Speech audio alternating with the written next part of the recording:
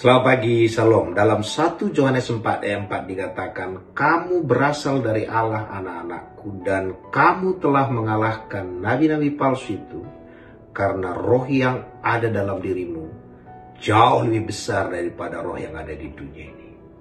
Yang pertama, sadarkan selalu diri kita berasal dari Allah. Jadi kita bukan berasal dari dunia ini. Bahan kita, benih yang ada dalam diri kita itulah dari Allah. Dan karena kita berasal dari Allah, maka otomatis kita sudah mengalahkan nabi-nabi palsu itu. Alasannya kenapa? Karena Allah yang ada dalam diri kita jauh lebih besar dari setiap tantangan, dari setiap nabi-nabi palsu itu. Kenapa dikatakan nabi palsu? Nabi itu bicara tentang pemberita.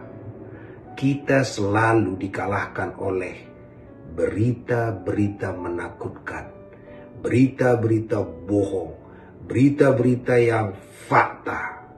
Itu yang kita dengar. Karena nabi palsu adalah suara yang palsu. Contoh, setiap yang menakutkan kita, setiap yang membuat kita khawatir, setiap yang membuat kita takut, itu pasti nabi palsu. Karena roh yang ada dalam diri kita itu jauh lebih besar dari setiap tantangan, pergumulan, masalah, apa saja. Apakah kita tidak punya masalah? Banyak. Apakah masalah kita besar? Besar. Apakah tantangan kita itu banyak sekali? Semua itu benar.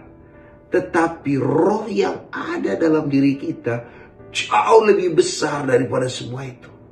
Pertanyaannya, kita fokus kepada masalah yang besar, tantangan yang besar, atau kita fokus kepada Allah yang besar?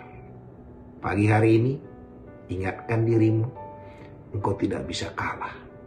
Karena engkau sudah mengalahkan nabi-nabi palsu itu, para pembohong itu, pemberita-pemberita ketakutan, pemberita-pemberita yang buat saudara khawatir itu, sudah dikalahkan. Kenapa?